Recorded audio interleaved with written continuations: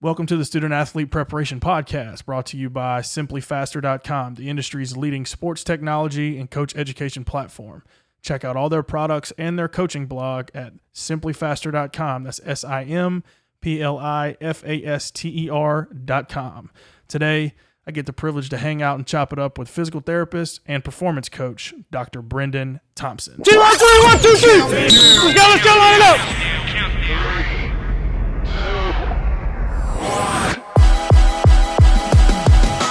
Welcome to the Student Athlete Preparation Podcast, hosted by high school strength and conditioning coach Cody Hughes. This ain't your normal podcast, y'all. He's bringing real discussions about real strategies to improve the student athlete development and preparation process. New episodes every Friday with guests who are all about keeping it real.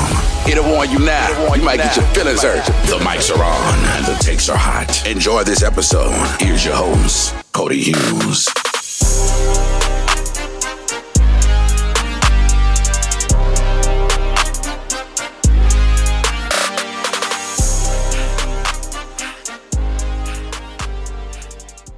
Brendan, what's good, man? How you doing? I'm good, man. How are you? I'm great, man. Just hanging out, getting ready to get the school year ready to rock and rolling for us. But what's good in your world, man? Give me something good. How's everything going? Things have been going pretty well. Just finished with my NFL group about 2 weeks ago, roughly, and so they're all off to camp and whatnot, and then got about another week left with my collegiate guys, some of them before they head back to college. So things are just wrapping up here for the summer and getting ready to go for the fall season. Awesome. Well, I got to know Brendan pretty much via Twitter, as you're seeing a pattern, as that's how I'm meeting most of my coaches.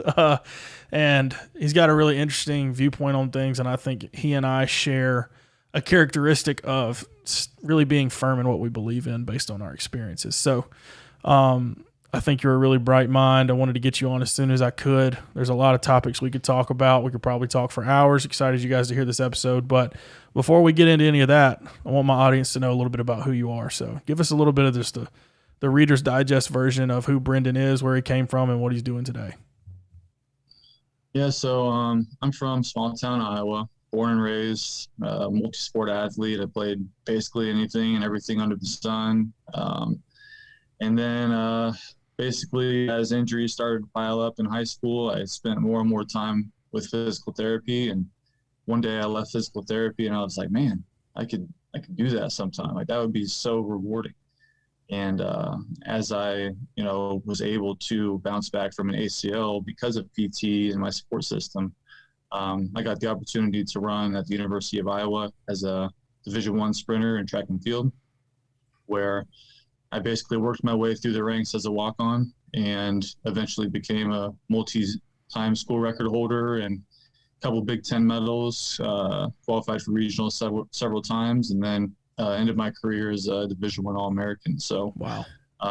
From there, I ended up going to PT school at Washington University in St. Louis. All the other programs, basically, every program in the country either put me on a wait list or didn't even give me a shot at all. And I didn't even know WashU was.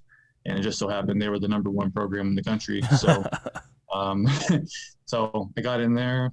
I started my sports performance business literally a couple of days before I got accepted, and been growing it ever since. Awesome. I just graduated from WashU in 2020 and just been, running my business and networking and writing, doing some research and things of that nature ever since. So it's been a lot of fun. So as an athlete at Iowa, what events did you run? Were you a sprinter? You were a sprinter, right? Yeah, I was a sprinter. So I did the 60, 100, 200, 400, and basically any relay that encompassed any of those distances. So is the 400 just brutal? Like, I hear the 400 is like the death, the death of it. It's, 400 sucks, but the training's worse.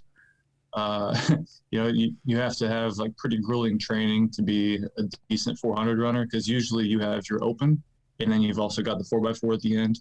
And in my case, I would run oftentimes the 4x1 and then the 100 or 200 and then the 4x4. So to be able to double or triple back in a day, the training was pretty brutal.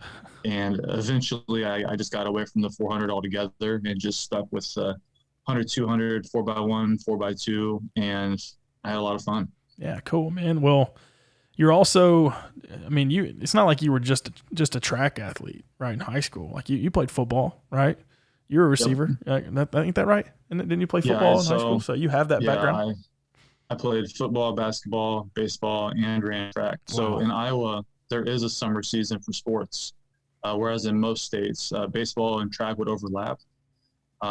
Once basketball finishes up in like, I don't know, January, maybe February, depending on how late the season goes, you go straight into track, and track will go till about May. Baseball goes to the end of July or early August, depending on how far you go in the state. Wow. And you get right into football. So, yeah, you can be a year-round athlete in Iowa, which is, I didn't realize that was unique until I moved to St. Louis, and they don't have a summer season. It's literally we don't either here. Football starts in May. So, wow. It's crazy. Yep. Yeah, that's different here. Like in Alabama, summer is literally. Well, summer in Alabama high school athletics is football prep, volleyball prep, and then basketball has like their, like a football's version of spring training happens in the summer. So that's kind of like how that happens here. But anyway, I want to move on from there a little bit, but just want to set the stage a little bit that you now do all sorts of things. You're a doctor of physical therapy. You've been an All-American sprinter. You have a sports background, and you also do sports performance. There's not very many people who have all of those skill sets into one, right? And I think that it's important that we can kind of touch on each one of those facets and maybe come full circle. And the first one starting with just your background as a sprinter and how you approach training for sports performance, whether it's football guys, whoever, because there's a big narrative going around of we're trying to figure out how to take sprinting methodologies and great things from track and field principle to help enhance field sport and court sport, right? And that can be tough. I mean, it definitely can. You want to try to figure out what can we take from it, what's not, what's good, and I just want to hear from your opinion that you balance all of that because you've been exposed to all that. You were an All-American sprinter, but you love sports. You do sports performance, and we'll get to the therapy side here in a minute. But I want to kind of hear your philosophy, period, of how you mix those things into training. Sure. So as a sprinter at the high school level, I was exposed to what you might call the status quo high school training program of the early 2000s. So we did a ton of kind of monotonous tempo training, whether it's, I'm not kidding. We would do like 10 times 400. We'd do 12 times 300. We would do ladders, 1, 2, 3, 4, 5, 6, 8, 6, 5, 4, 3, 2, 1. It was brutal, but it was never sprinting. So I would often get into some small disagreements with my coach when every Friday we would run 3.5 miles to a hill to go sprint hills and then run 3.5 miles back. I ran a 5:12 mile on this training just in PE, and it was like, man, like I feel like I'm really, really good at a lot because I'm resilient, but I feel like I could be faster. So I'd say, Coach, like, can I just like spike up and sprint today? And he's just like, oh, the individual wants to come sprint. And so it was basically like I'm alienating my team because I want to be faster. So I had a great relationship with my coach. I still have a great relationship with that coach. I don't hold any of that against him. We're on great terms, and we move forward. So I get to college, and obviously, like I said, I was a walk-on and competing for spots with guys from like LA, Houston, Philly, St. Louis, Milwaukee, like all these kind of bigger metro areas. And I'm just like, my town had like a population the size of their school sometimes. Right. So I had to try to figure out how I could compete with them. And initially I thought, the stronger I was in the weight room, maybe I'll have a better shot. And I could clean like almost 300 pounds. I could squat like 420 plus, and I only weighed like 160, 170 pounds. Yeah, so wow. I'm like, yeah, I'm the best in the weight room. Like, yeah, I'm going to be the fastest here. I got cooked by these guys. I mean, I couldn't hold a candle to them. And it wasn't until we started to really dive down the rabbit hole of kind of video analysis and like some insufficiencies in movement, and where I had maybe some opportunities to use my strength and my power, that I was like, man, I've got all this strength and I've been using it to throw on the brakes for the last 10 years. Yeah. Like, I never knew this. So once we figured out my mechanics were an issue, everything just kind of came together all at once. My starts were out of this world. My top speed was starting to close in on my teammates or even surpass some of them. And suddenly I go from being like an irrelevant, now mind you, irrelevant is in the context of the Big Ten, Right. where, running 21.9 might win you state in Iowa. 21.9 doesn't even get you on the bus to Big Tens. Yeah. So Right. I go from, I was 22.4 in high school, and I slowly start climbing down the ladder, 21.6, 21.3, 21.1. And, it all came from figuring out, one, how to use my force, and two, how to manage my energy. Yeah. So, we fast forward now to my performance business, where I've got a whole mixture of athletes. So I've got everything from, your 11-year-old club soccer girls to your 28, 29-year-old NFL pros. And, I might see them back to back. So I've always got to kind of gauge how I'm going to frame my training for each population. And it was difficult at first because I was so used to the way that I trained that I wanted to emulate that training on my clients. So I've got kids in football that I'm having do like some longer runs and things they might not be used to. And I was just like, man, it's okay, but I feel like I'm missing something here. So I kind of stepped back and I started to reach out to some different people. I talked to Tony Holler for a while. I talked to Tony Valani for a while. I learned about Tony Wells for a while. So I'm influenced by all the Tonys. They got to have the Tony Awards for these guys. Oh, that's funny.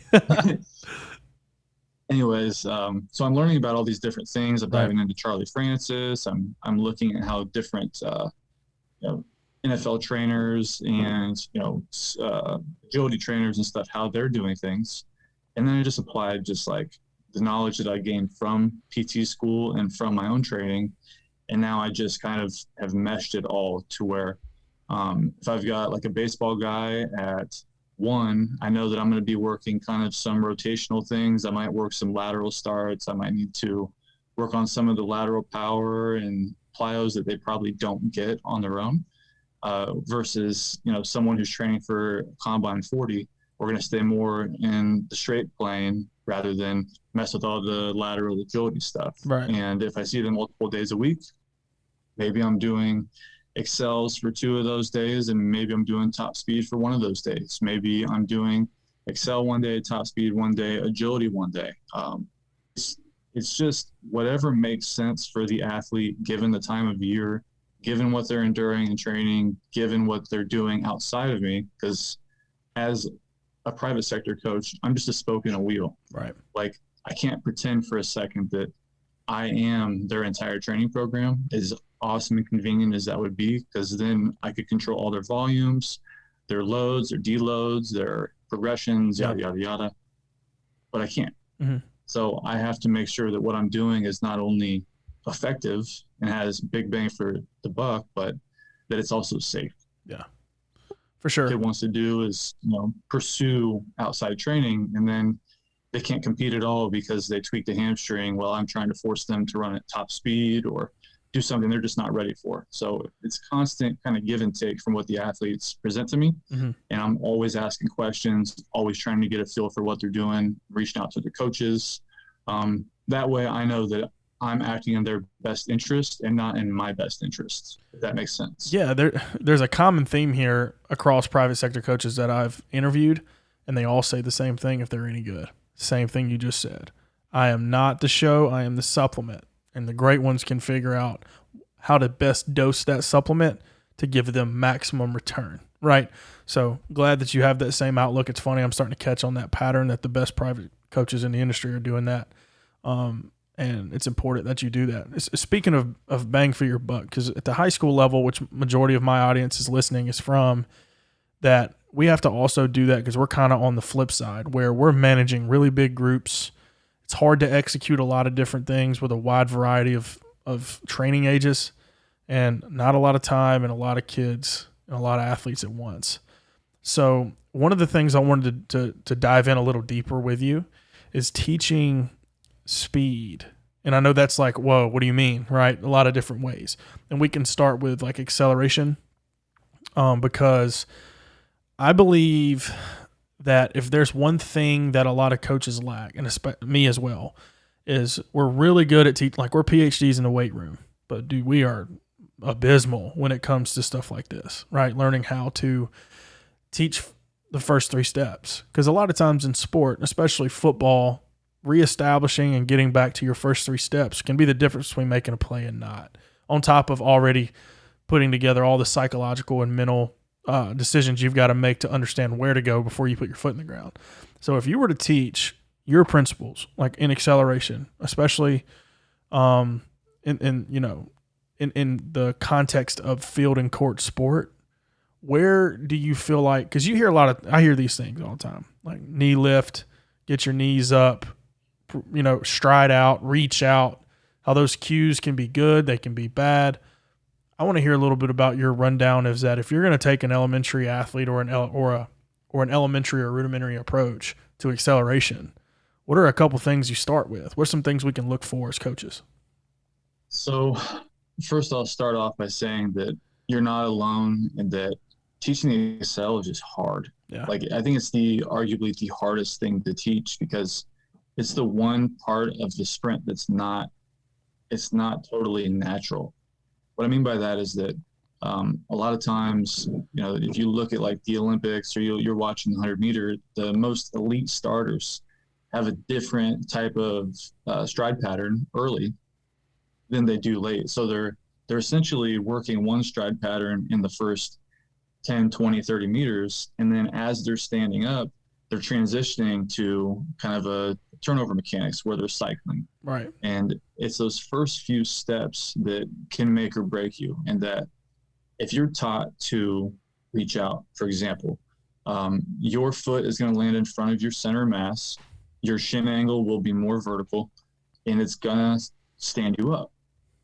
So I see this a lot, is in that athletes don't understand, how to orient, 1, their striking, 2, their body angle, and 3, use their hips to kind of continue to drive and cover ground. Mm-hmm.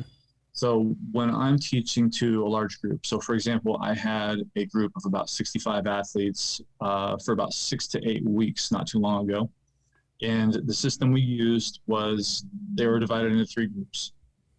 So there's like a freshman group, a skill group, and like a bigs group. And what I would do is I would just give them a task. Okay, guys, we have 10-yard sprints. And I would just assess what I see. So I'm looking for big picture things that I can just present to the whole group as an issue. Right. Whereas if one person has poor striking, I'm not going to address 30 kids. Yeah. Because the vast majority of them get it. I might pull him aside during a break and say, hey, listen, I see you're doing this. Give this a shot. But I'm looking for big picture things where I can get in front of the group and say, okay, guys, what I'm seeing is this. You're all running with your head up and you're standing straight up after 2 steps. Try to lean forward just a little more aggressively and take, slightly longer strides in it. When I say longer, I don't mean reach for longer. I don't want you to glide in the air longer. I want you to push like you've never pushed before, and that's going to project you out and make your stride longer. Similarly, if I see like everyone's first step sucks, and usually it's because the heel goes straight to the butt and they cycle around and they kind of land on their heel right away. Okay, guys, stay on your toes. Because I don't really mean stay on your toes. What I mean is relative to what they're doing. If they're very heavy heel strikers and I say go to your toes, the reality is going to be more midfoot or like forefoot strike, not a toe strike. And just fixing that alone, honestly, that changes things for them, and they can start to feel, whoa, like I'm not taking the first step on step 1, 2, 3, 4. It's not like I'm retaking my step. It's that step 1 leads to step 2, which builds on step 3, step 4, 5, etc. Yeah. So that's some of the stuff that I use as kind of cues and teaching points. And honestly, it helps out a lot. The third big issue I tend to see is that everyone thinks that the faster they move their feet, the faster they're going to go. Yeah. And so they might take 10 steps to get 10 yards. They might take 12 steps to get 10 yards. They might take 8. But what you want to see is that, you know, if they're pushing right, they shouldn't take that many steps. So, you know, it's almost like they're a Looney Tune or something where they're taking off and they're just pitter-pattering and spinning their wheels. They're going nowhere. But what I try to tell them is like, hey, like just throw your arms more aggressively, open up more. And what happens is the legs will mimic what the arms do. Yeah. If it doesn't, they won't be balanced. They're going to fall apart. It's going to look ugly. So just saying open up more, push longer, sometimes is enough for the majority of the group to then get it to click. Yeah, it seems to be tough, at least with the kids that I work with, of trying to get them to understand that, yes, we want our stride to be longer, but come from this source, right? We don't want to reach for a longer stride. We want to drive or push for a longer stride. And then, like, frequency, it's really hard for my athletes to stay patient in their acceleration. Like, they like I try to tell them I want you to put force into the ground, right? But that doesn't mean that you need to take a ton of steps, you know, and being able to put like you said, like if we can find a way to get in the right position angularly and then put a lot of force in the ground and then don't just misuse our energy, right? Because a lot of kids will just flail all over the place and they're using a lot of energy and not going anywhere, you know, can't make plays. Can't do that, you know. So I agree. And with field sport, a lot of times they are, you know, it's okay to be frequent and shifty and like take a lot of steps, but when they're in the context of speed training or they're coming off of their break, they should be able to flip that switch from, okay, we've made our finesse and our moves and we've lost the guy. Now we need to flip it and we need to pull away. We need to create separation. Now, right.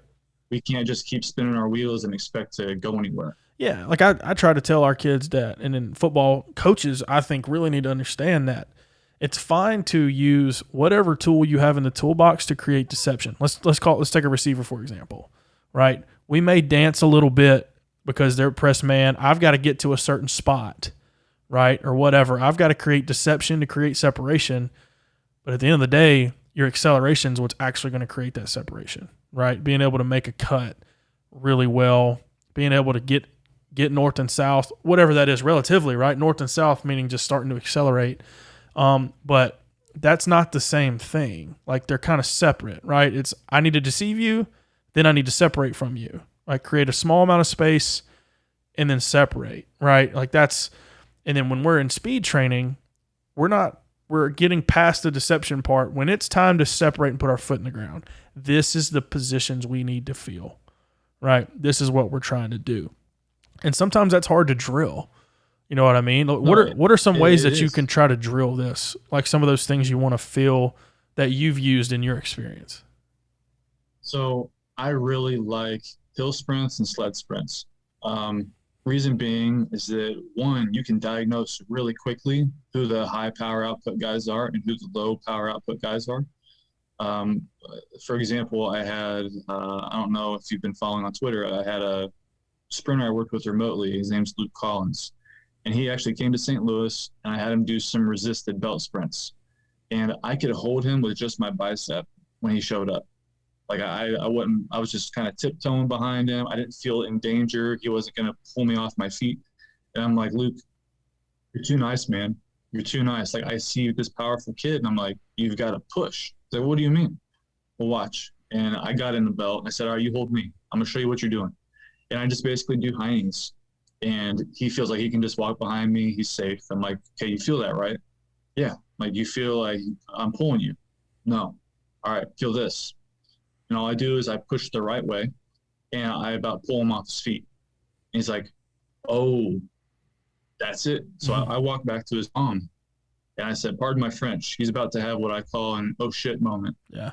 And this is about to click, and it's going to change everything. And sure enough, he had the moment, and his jaw just dropped. He's like, I've never felt that in my life. We time 100 2 days later, and he PRs in his hand time, he PRs in his free lap, he PR'd in everything. he's coming off an injury. All I did was teach the kid to push. I did nothing else. Yeah. It just changed everything about him. So now in the context of field sport, I think that showing your enemy or your opponent that you are a dangerous accelerator, burning them on a fade once or twice, or getting them uncomfortable, right, that's sometimes enough to get them to respect your space more. Mm-hmm. And then you don't need the deception as much because they're so scared of you getting over the top. Right. That you don't have to do all the jukey and the tiptoe and stuff. You can just set up your route and do what you got to do. But anyways, sprints, resisted sprints, huge for creating that displacement and learning body positions. Yeah, so I want to connect this because I feel like football is a big audience. Like, we've got to – this is where I believe the strength coach or the performance coach can be of value, right, of helping transfer to the skill of the game. And this is not just football. It's just easy to relate to a receiver because it's so easy to figure out where they're good and where they're not. It can be tougher to diagnose in other sports. But, like, if a coach wants to tell me, well, he needs to be faster, he's not very fast. You know, it's easy to watch film. If the strength coaches, I'm telling you, watch film. Go watch film if you really want to know, right? If you really want to know where you can help with movement, right? Because if a player is not, if the ball's coming to you, he's coming hard off the line. If the ball's not coming to him, that he changes things, right? A good defensive back is going to recognize that. How they set up, right? All the tactical gamesmanship that comes with being a player inside of the game, that context has to be checked off the list before we even think about fast. You know, if you could be fast and completely reveal what you're doing and be coverable, if that makes sense, right? There can be some missing aspects. So understand that being fast in what we're doing is super important. It's very important.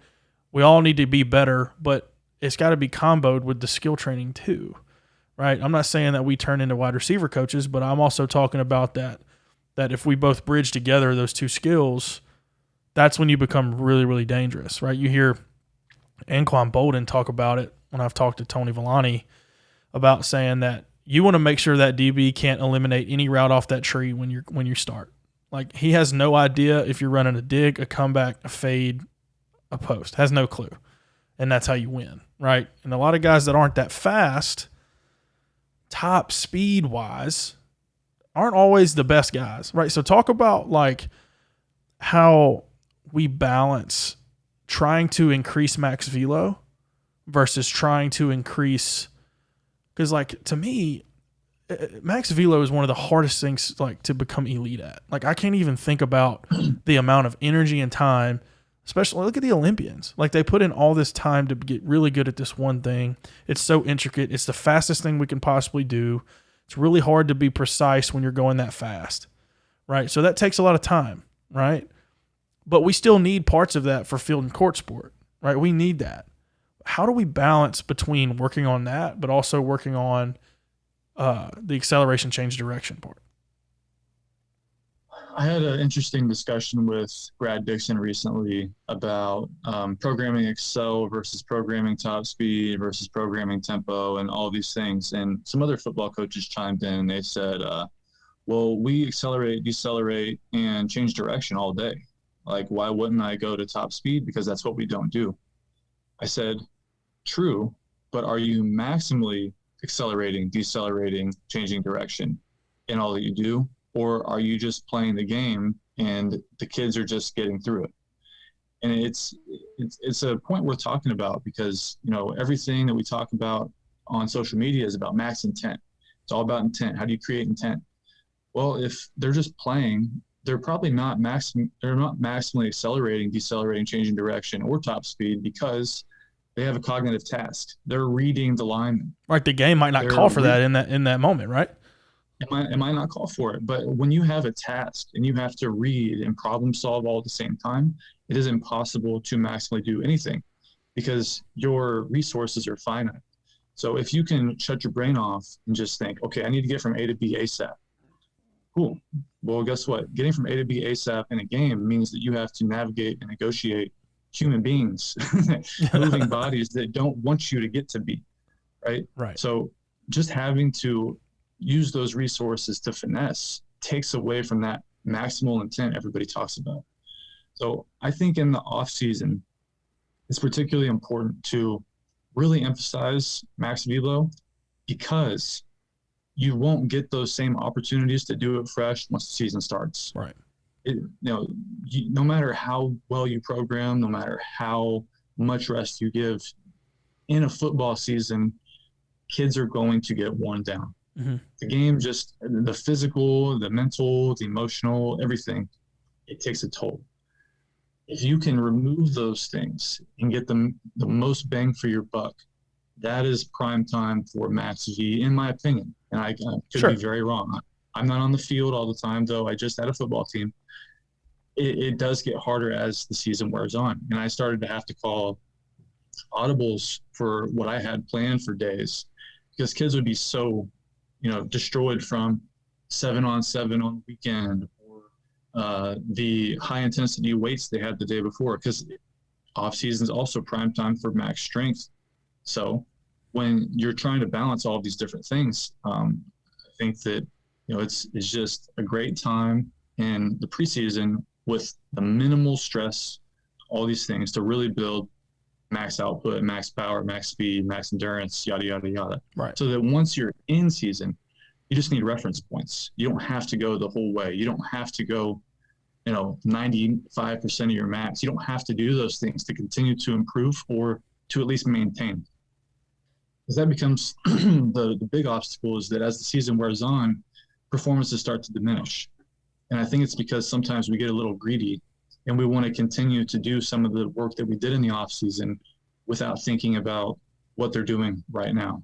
Whether it be they have midterms at school, whether it be they just finished their summer job and now they have to work a weekend job to make ends meet, or something to that effect, where they just don't have the resources to continue to put into that max output training. Right. So this is where I would normally shift to an acceleration model, is that once the season starts, you can go and you can use some top speed reference points, but you don't have to do it 2 to 3 days a week. You don't have to do it, every single day. You don't have to do those things. You just need them to feel it so that they don't lose it. Yeah. And maybe as they become more efficient, they understand and all these things, they taper off of the off-season workload.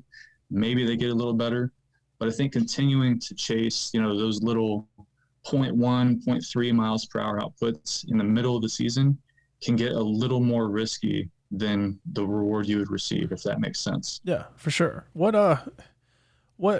as far as programming goes, especially programming max velocity stuff, right? And max velocity running, because that's where we can kind of dive into I am not super familiar with volume, right? What's a lot? What's not a lot? Is it relative to what they're prepared to do versus a soccer player versus a football player versus a track athlete?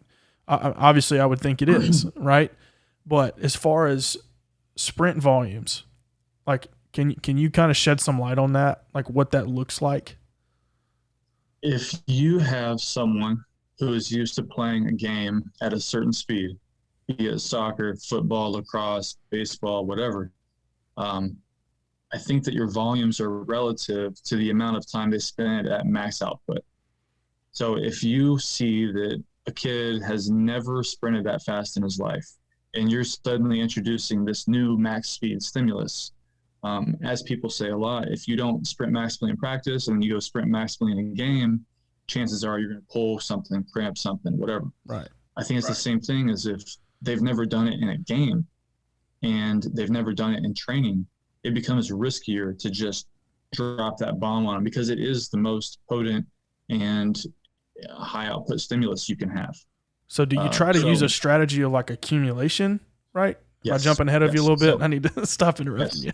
So what I tend to do is I start short. I go short, 10 yards, 20 yards, unless I know for a fact the athlete's been exposed to these 30s, 40s, 50s, 10s and 20s exclusively for, like you said, an accumulation period. And it's a different variation every time. Maybe the first week I'm heavy on the 10s and light on the 20s. Maybe the second week it's middle ground 10s, middle ground 20s. Third week I'm lighter on the 10s, heavier on the 20s. And then I'll start just adding a 30 at the end. Okay, let's see how they do it at 30. Okay, well, now they have less 10s, less 20s, and they have 2 30s. Even less 10s, maybe same 20s, an extra 30. So that I'm constantly looking at the volume, and I'm looking at how far I'm making them go, so that when I do finally let them earn their way to run a 40, if I ever do, they're now prepared for it. The risk is way less than it would have been otherwise. But I know a lot of people won't agree with that, and that's fine. Just in my experience with, again, I'm the spoke in a wheel.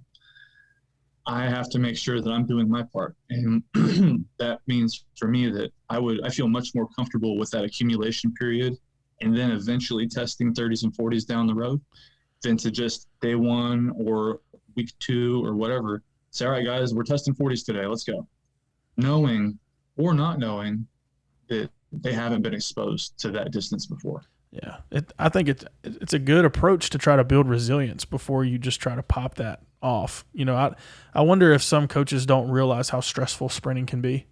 Like, it can be really stressful, high speed, high forceful contraction, right, happening.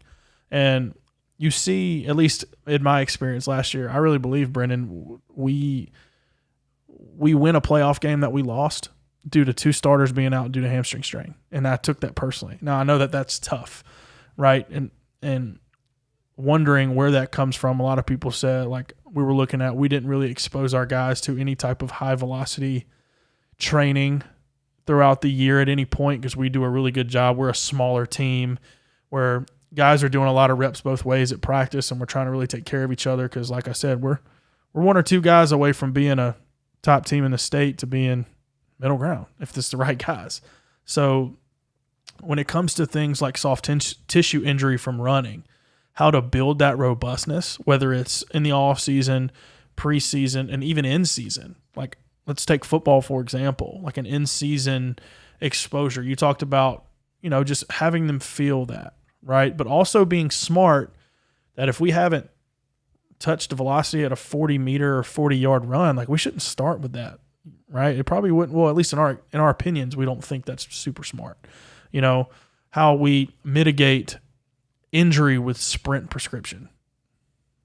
Yes. And I think the big thing is that, like I mentioned, you need reference points. So if your off season starts or your preseason training starts in late May, early June, and you have until middle of August to accumulate and build resilient, robust athletes, sometime in late June or early July, they'll be ready for 30, 40 yards. And then you touch on that for several weeks, right, leading up to the first game, and you start to taper. At least I like to taper at that point so that they can execute, they feel fresh for their first game. Then everything, everything from that game may or may not set the tone for the rest of the season. So if they get their butts kicked and they're all sucking wind all game and they're just getting outrun and getting beat everywhere, like, if they're tired going into that game because I didn't taper, then now suddenly they think, oh, playoffs are out the door. We have no chance of winning the rest of the year. Like, this next team looks way harder now.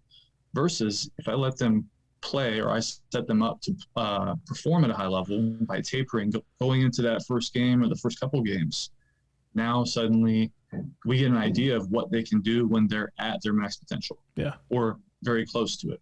Now that we've tapered off of those 40s that we built up the whole off season, as they go forward, I'm giving them less 40s and less 40s and less 40s until eventually we might do 1 a week.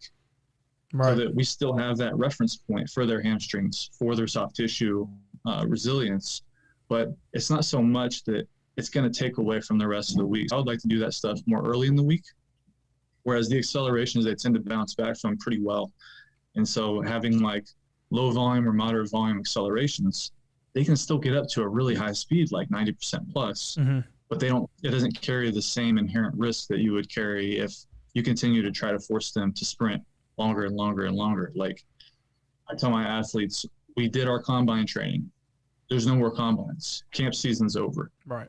Now we can start to focus on the game and being ready, being healthy, preparing for the game. So that's kind of my philosophy. And what I like to do is once they're in season, 40 doesn't really matter anymore time-wise, but it's good as a reference point every once in a while to continue to have that one, the top speed mechanics that they need to run fast, but two, that soft tissue resilience. Yeah. When it comes to, I'm trying to make sure I phrase this correctly here, like data collection, like timing, right? Like you said earlier, like you like to use different variations. I mean, I can see where that can be difficult in tracking and then trying to see like what you're comparing it to. I often have problem with like, okay, if we're going to track and compare, I'm going to try to make my variables as repeatable as possible. So I take out, you know what I'm saying, to compare what happened here. Because to me, data gets cherry picked more than ever in this day and age. Like it gets cherry picked, and that's why I have a hard time sharing data. And I've had coaches ask me like, what should this kid deadlift, or this kid, how much should our cleans improve? I'm like, dude, that is completely relative to where you're at. And there's millions of variables that we can't even account for. So sometimes I don't even like to suggest it, right? How do you fit in the data side? Because obviously you're timing everything. You're one of the OG free lap users, you know, that you've probably more experience than anybody on using that system, but also using it with these variations. How do you use data to try to tell you what's happening? What I do is, and honestly, athletes have started to pick this up more and more as they work with me, is some days, like when I had that team, for example, I will say, all right, hey, Steve, you just ran a 1, 8, 9, 10. And then I'm like, how does that compare to your best? He's like, I don't know. I'm like, you don't know your best? No. So what's your bench max? 225. What's your squat max? 400. What's your deadlift max? 400. Well, why the hell don't you know your 10 time? Right. So the majority of the athletes will then start to be like, oh, that makes sense. If I care about these times as much, like if you want to create intent, like kids need to know what their bests are. Yeah. And if they don't care enough to remember them, then how can you create intent in each rep? Right. So kids will start to remember. Now, when I had less athletes, when I was working with like maybe 20 kids, I would have a whole sheet and I'd have like, okay, your 0 to 10 time, your 10 to 20, 20 to 30, 30 to 40. Here's the dates we ran. Here's how many reps we ran. Here was your average. Here was your best. And from there, what I would do is give them the context of, okay, we're a little down today. What's going on around you? Well, we just started school. I've got a project due the first week. Mom and dad are going through a divorce. I've had 5 training sessions during dead period because we didn't have practice. So I've been, this is my 6th workout today. Like I've had kids say that stuff. Yeah. I'm like, well, you wonder why you're not running fast and you're sitting here with your head down as if you should be running faster. But I want you to think about what you've done today. Think about the weights. Think about workout 1, 2, 3. Think about you went to the PT and did this, and now you're here doing this. You're not at your best right now. Pro athletes don't train as much as you do. They don't train that many hours in a day. What you're doing right now is not setting yourself up for performance. So there's your context. So then they get a hold of their volume. They get a hold of how much they're doing. And then suddenly they're running around their, rolling average or a little faster. And they're like, I guess this workload thing is kind of a thing, huh? Yeah. Now, even when they're not training 6 hours a day or 5 hours a day, just understanding when additional stresses have been added, or if I just went through an accumulation period with them and I've been kicking their butts for 4 or 5 weeks, and this is the last week of butt kicking, they're going to be down compared to week 1. But when we pull off and they taper, they're going to fly. Yeah. Typically. So I always have to kind of relay that to them to let them understand it's not that they got worse, but it's that we're setting them up the last several weeks so that in a couple of weeks they're going to be even better than they were before. Yeah, that's a big point I think coaches need to understand is when you're in the middle of a training period, like you're not built for performance. It's training for a reason, right? Like you're trying to get to a point where you've got to recover from that. You've got to let the actual adaptations happen, let the nervous system reset, and then boom, let it fly, right? And setting it up for success is a big deal across the board, whether you're a sport coach and you're planning practices, understanding when you need to be good, right? When we need to go hard and work on something. That's another thing is it's important. Like we want to be healthy. Like it's hard to win if your dogs aren't healthy. But in a game like football, I mean, any sport really, it takes a lot of, like, we can't miss our reps as a team to make sure we can execute on Friday nights. So guess what? Being fresh might not be our choice, because if we're fresh and we still suck, we still suck. You know what I mean? Like, we still have to understand game plan.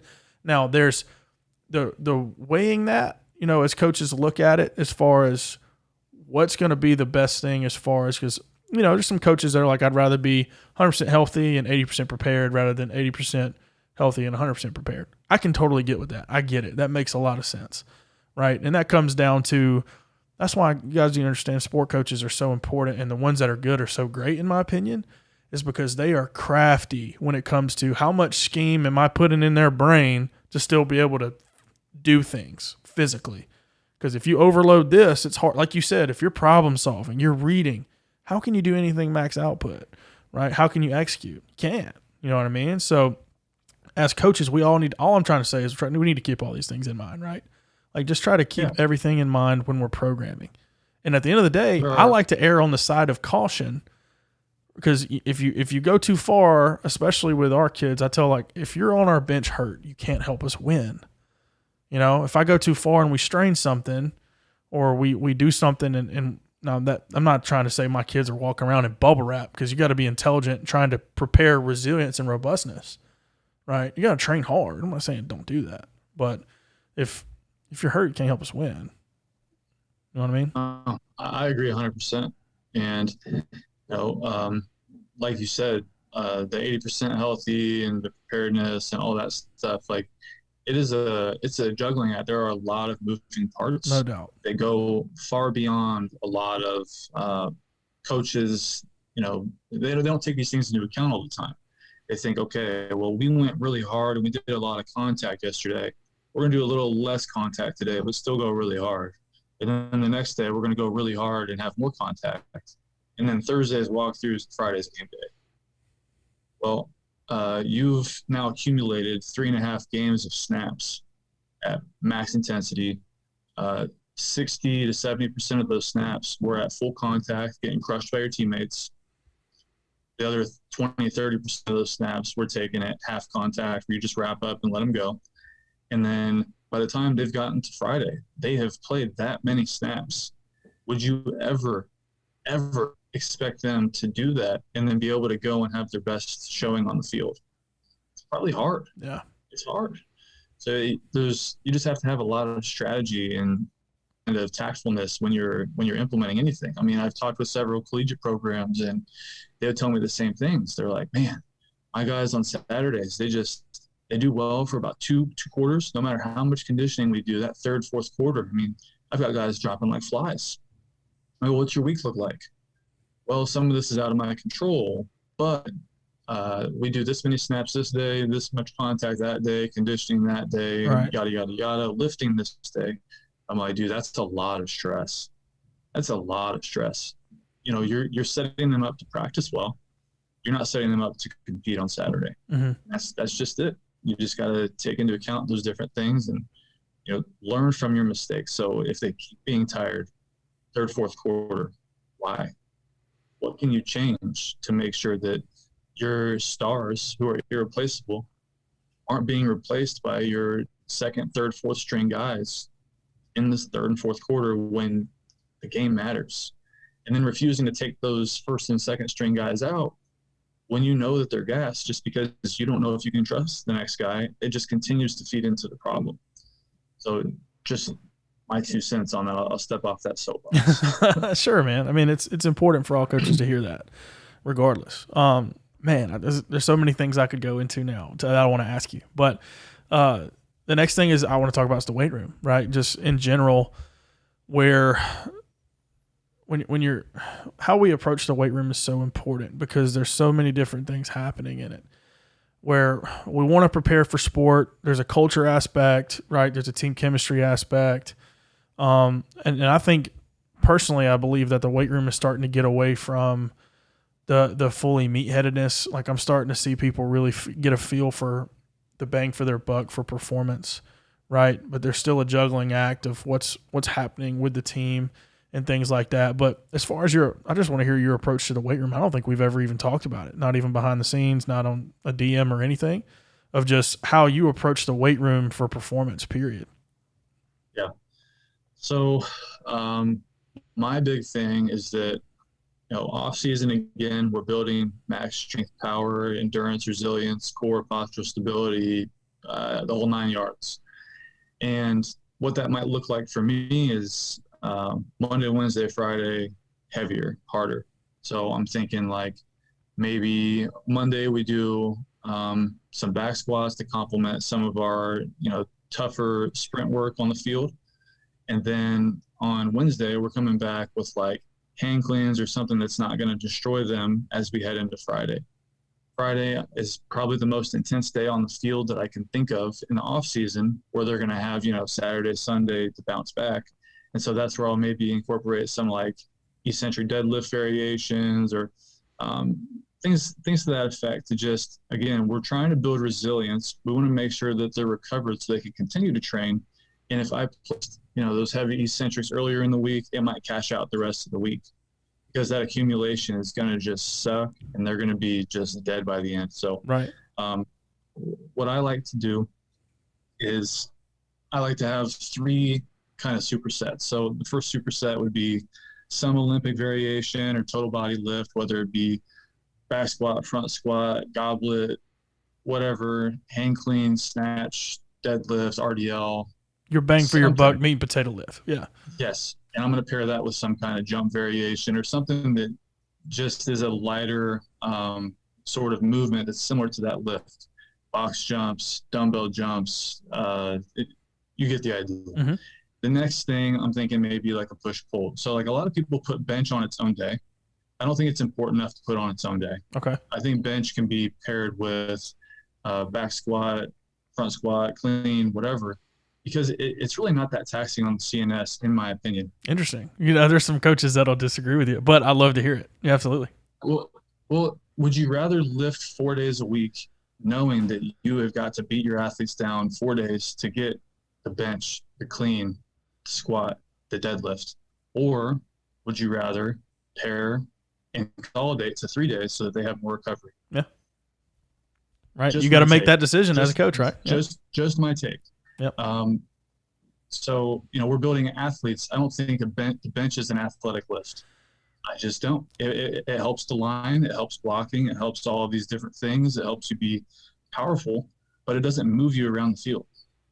All of those total body or lower body complexes do. Mm-hmm. So I place a lot of priority on that. Maybe that's just my sprint background talking. Maybe it's not. But that's just the way it is. Yeah, there's an interesting contrast there of how people teach it. And one of my favorite, and I've taken on this strategy, is the guys from Army West Point. You see Coach Connor Hughes teach it, where they go, I purposefully am teaching you to engage your glutes when you drive, and I don't care that your hips are off the ground. I don't care. Maximum force from the ground and drive. And people will say that mimics, hip firing with hands at the same time. Some people say it doesn't. That's probably a little more, that's fine. And people call it a full body lift. Some people say it's bench. Like I saw Joey Garaccio down at FAU literally say on his Instagram story that bench is the most irrelevant lift. It's all over the place, right? Everybody's got their opinions, but I fully respect it for sure. So if I had to give bench its own day, it would be a hammer jammer. It wouldn't be a bench. Right. I would do the jammers. And in that case, those things are freaking tough. Yeah. That's your whole body. You load that up. You don't got to pair that with nothing. But I think that being that bench is less dynamic, your shoulders are fixed to bench. You're just moving your arms through a range of motion. You might engage your glutes. It's not going to mimic the explosive intent that you'll get on the field in a game, in a race, whatever. Anyways. For sure. We move on. So maybe my second superset is like a push-pull variation, or now I get into single leg stuff, something to just kind of fill the gaps that I'm not getting in first superset. And then my third superset, I'm going to go with something that's more prehab, rehab, core, foundational type stuff. That's, it's not overly taxing, but it builds resilience and it's safe, and it addresses some of those smaller muscle groups that maybe you don't get the chance to address through the rest of the, heavy, dog training type stuff. Right. So I like to do like single leg balance, for example, to engage the glute med, or single leg, sliding the foot back behind you, or it doesn't have to be anything crazy, glute bridges, single leg, double leg, resisted, hip thrusts. I mean, just those little fundamental foundational things that I think can really go a long way in the preseason. Heel slides for hamstring resilience, Nordics, etc. Yeah, I wanted to get your take on hamstring strength, right? Because I'll give you kind of I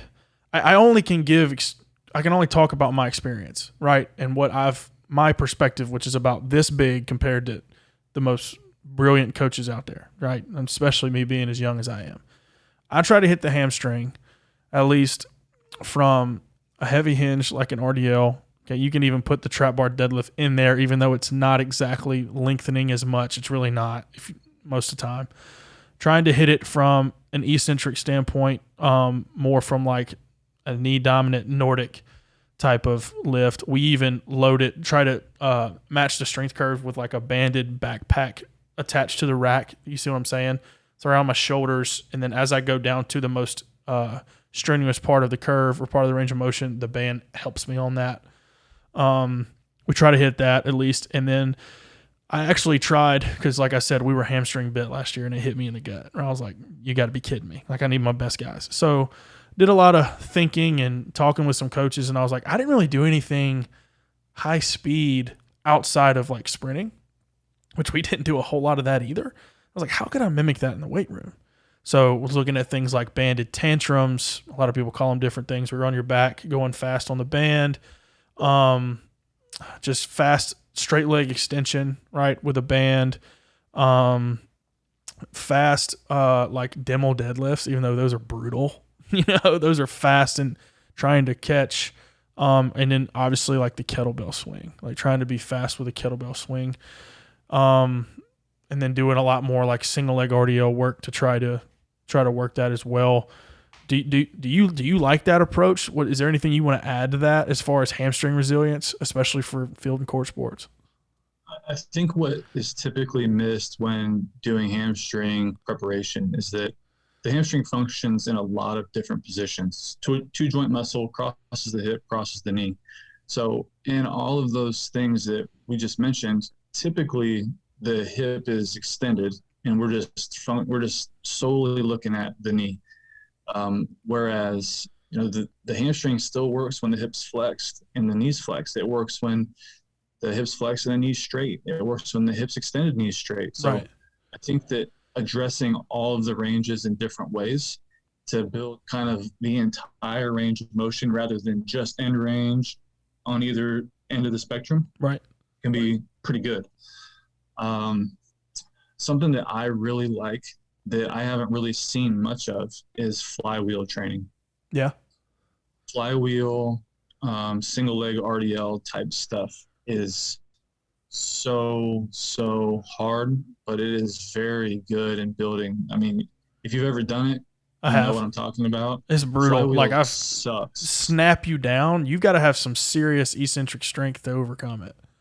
And concentric. Yeah, right? But both ways, right? Yeah. So you have to make sure that it's not, slamming you into the ground, but on the other end, you have to overcome it to get back up.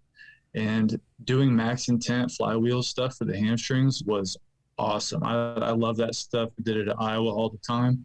I haven't done it since because I haven't seen a flywheel. Yeah. No one has them. Yeah. The one that's very common is the K box, the eccentric K box that people use with flywheel training.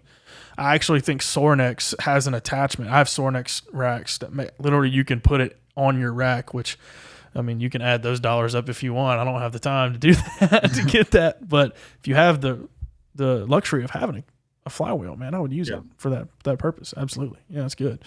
And then lastly, man, I think that communication with strength coaches and athletic trainers and / physical therapists, I know they're not the same, but as far as a rehab oriented point of contact, is super important. We talked a little bit about this off air of how we highly communicate. We need to learn how to speak each other's language, because there's a triad of usually performance coach, PT, head coach, or ATC. And usually it's you go through the athletic trainer to the physical therapist. That's kind of at least in my experience, that's the line of communication of if it gets to that and then comes back to the trainer, strength coach, head coach, or position coach, of trying to figure out return to play, and get guys back. That's a big one of how we figure out what problems truly need to be solved.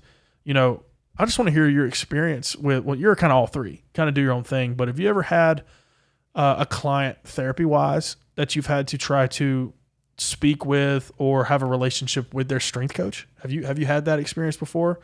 Can you talk where that may have been good or where that may have been not so good?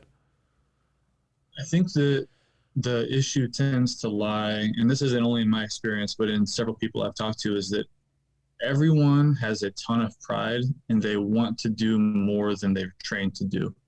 And they think that they can meet all of the needs of every athlete, of every issue that comes in front of them. So kid gets an ACL surgery and they come see me afterwards.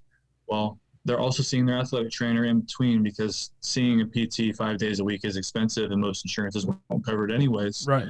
But the AT and the PT are kind of speaking to each other. They're doing similar progressions. The PT is maybe doing more of the gross motor improvement, whereas the AT might be doing a little bit of sport specific where they can once it's clear.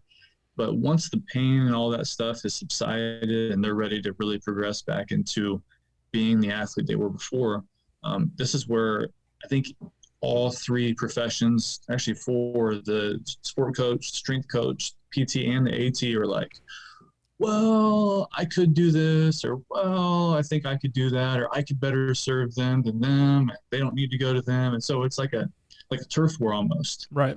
Whereas it should be like, medical professionals, well, pain is an issue, medical/performance professionals when pain is no longer an issue, performance professionals once they've got safe mechanics, they've been cleared by the doctor, pain's gone, yada yada yada. So when I've worked with strength coaches in the past, typically they have an idea of what they want to do already before I ever talk to them. So we start the conversation like, hey, been working with Susie Q or Joe Schmo, and I think that they'd be really benefited if they came to see you. And then immediately, without saying anything, the strength coach or somebody will be like, yeah, well, we usually do XYZ. Mm-hmm. Okay, well, you usually do XYZ with your general population, with your athletes you currently have, not the athlete coming off of a post-op ACL with a patellar tendon graft or a hamstring graft. Or right. Like, you have to take these grafts into consideration too, because where the graft came from is also susceptible to re-injury, right? So if you take a piece of my hamstring and you weave it into an ACL, that hamstring isn't just magically healed. That hamstring is also recovering from a surgery. Interesting. Yeah.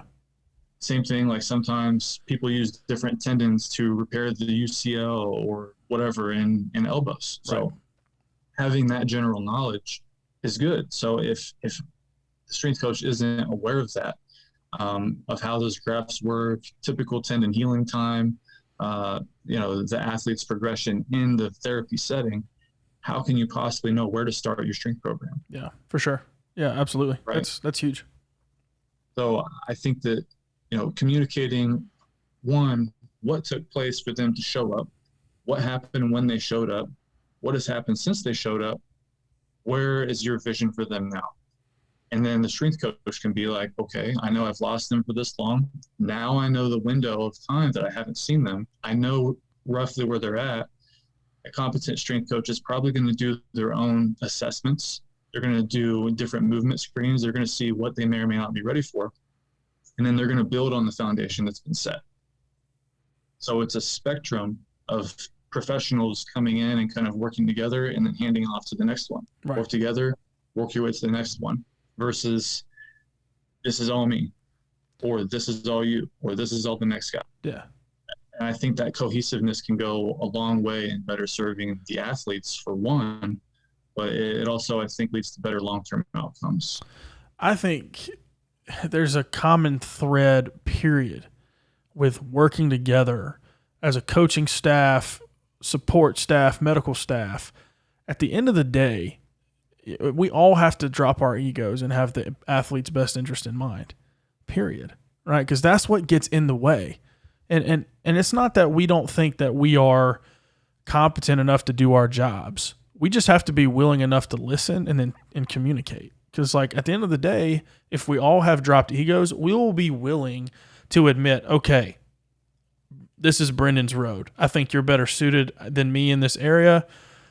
I want to hear you out and see what you got, right? And we go to another area. Maybe you go, all right, Cody, this is kind of your game here. I think you're better suited for this area. Let's talk about it. Who agrees, who disagrees, what makes sense.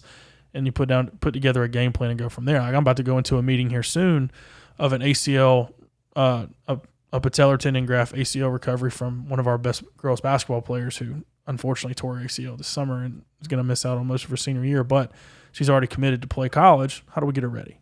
So one of the ways that we're doing it, which I hope that everybody else does, me, the coach, our athletic trainer, and her private sector coach that she goes to as well. We're about to meet, and we're going to talk about where each part of our puzzle fits. And I hope that more people can do that. I'm not trying to say that bragging, but we're just trying to make an effort to make sure that we're all on the same page in the best interest of that athlete, to make sure we're not, because a lot of it can be happenstance. Like it can, we just didn't communicate and we didn't know.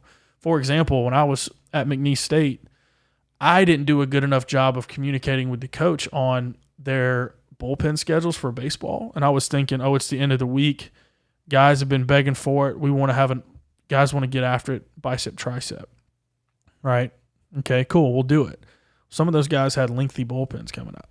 Okay? End up having some soreness and some irritation, and the coach was rightfully upset with me just because I didn't communicate. And I didn't know. I had no idea. I was completely out of ignorance. Right? I just didn't do my job of reaching out and trying to figure out what's best in the full picture of what's happening. Right? We get lost in our own little world sometimes. So I think that we need to make sure we stay on top of that. You know what I'm saying? So, Brendan, we're running out of time, man. We've already been going for over an hour. You'll definitely need to be a repeat guest because there's too many topics we can go into. But if anybody wanted to find you, wanted to reach out to you, talk to you about things maybe from this podcast, find you on social media, or look to hire you for something, how can they find you? So I'm all over Twitter. I've got my main account, Brendan Thompson, BrendanThompson, because somebody took the full Thompson before I did. I need to find them and see if we can trade tags. It'd be easier. But my other one is BT Acceleration. So that's my more business page. Now I do most of my business through my main page, admittedly, but I do use the business page occasionally. I've got the same email. It's btacceleration@outlook.com. And I've also got a website, btacceleration.com, that has a contact form. So if anyone needs to reach out or wants to tell me I'm an idiot for not liking the bench press on its own day, I'm happy to have those conversations. Gotcha. Well, man, I appreciate you coming on. This episode was full of gold nuggets. I'll have to go back and listen and take notes for sure to try to apply with us. But I appreciate you taking the time to hang out with me, Brendan. Yeah, thanks for having me on. Have a good one. Absolutely, guys. See you guys next week.